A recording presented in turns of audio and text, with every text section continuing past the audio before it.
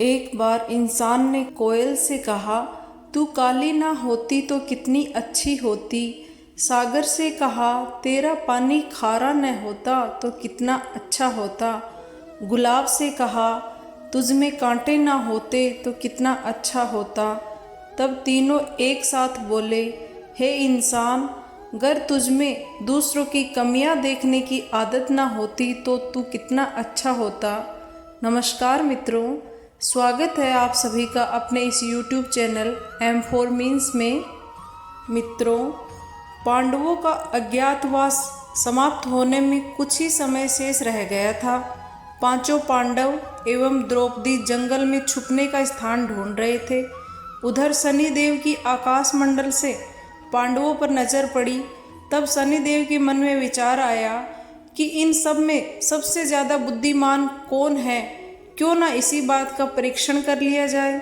तभी शनिदेव ने एक माया का महल बनाया और कई योजन दूरी में उस महल के 4 कोने बनाए, उत्तर, दक्षिण, पूर्व और पश्चिम।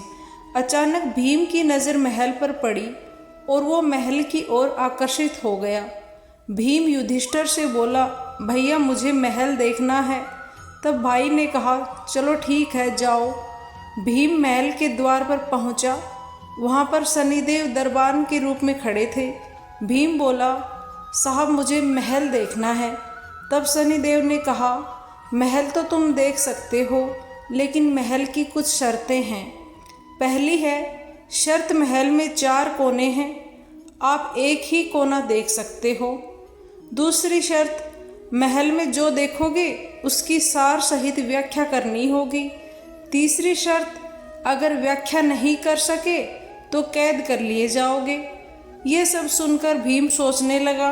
कुछ समय पश्चात कहा, ठीक है, मैं सारी शर्तें स्वीकार करता हूँ और ऐसा ही होगा।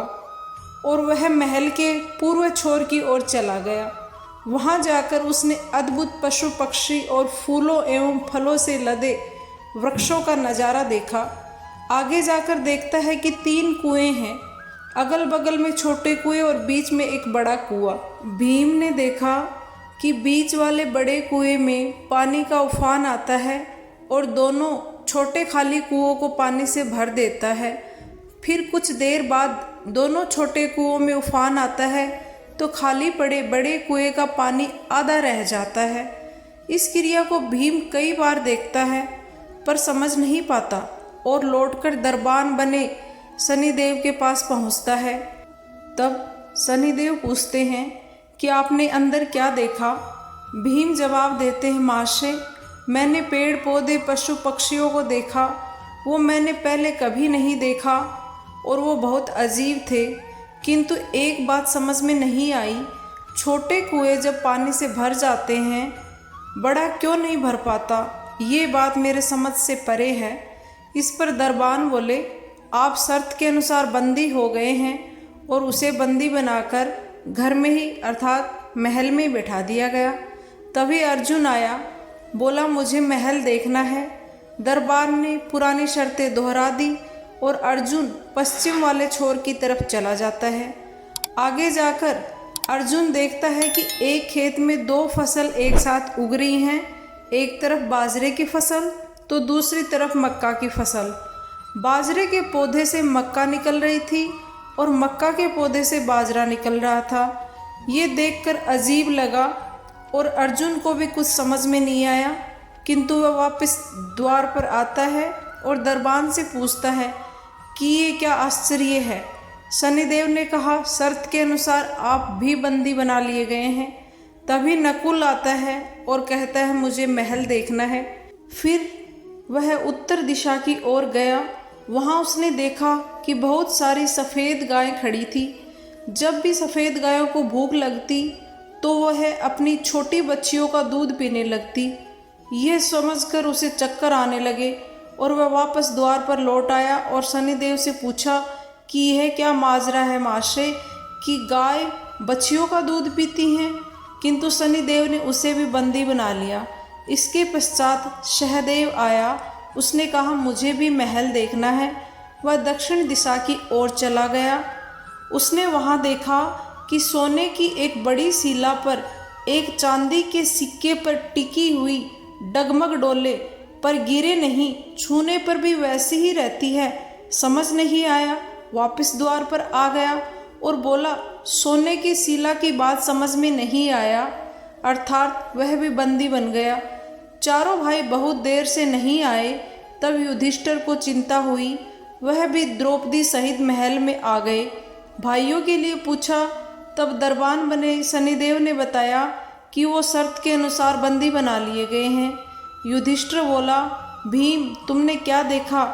तब भीम ने कुएं के बारे में बताया। इस पर युधिष्ठिर ने कहा, ये कलयुग में होने वाला है। एक बाप दो बेटों का पेट तो भर देगा, किंतु दो बेटे मिलकर भी एक बाप का पेट नहीं भर पाएंगे। ये सुनकर शनिदेव ने भीम को छोड़ दिया। तब युधिष्ठिर ने अर्जुन से पूछा, तुमने क्या देखा? उसने दो फसलों के बारे में बताया। युधिष्ठिर ने कहा, यह भी कलयुग में होने वाला है। वंश परिवर्तन, अर्थात ब्राह्मण के घर शूद्र की लड़की और शूद्र के घर बनिए की लड़की ब्याही जाएगी। ये सुनकर अर्जुन भी छूट गया। नकुल से पूछा, तुमने क्या देखा? तब उसने गाय का वृतांत सुनाया।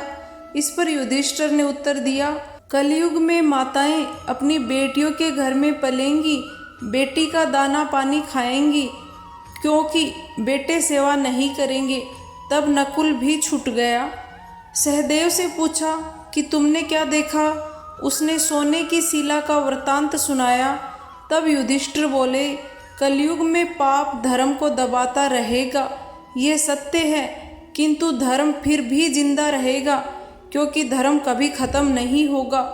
मित्रों, कलयुग के आज के इस युग में ये सारी बातें 100% सत्य साबित हो रही हैं।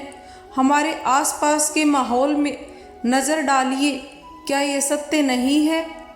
मित्रों, हमें अपनी सोच में परिवर्तन लाना होगा, तभी हम सतयुग के जैसा आचरण भावी पीढ़ी को दे पाएंगे, उन्हें सिखा पाएंगे।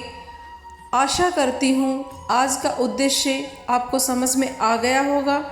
वीडियो कैसा लगा है ये कमेंट करके ज़रूर बताइएगा। यदि वीडियो पसंद आया है तो इसे लाइक, शेयर और सब्सक्राइब कर दीजिएगा। किसी भी प्रकार के वाचन के दौरान कोई शब्द में त्रुटि हुई है तो मैं क्षमा प्रार्थी हूँ। स्वस्थ रहिए, खुश रहिए, ईश्वर आपका कल्याण करें। सुनने के लिए बहुत बहुत धन्यवाद मित्रों।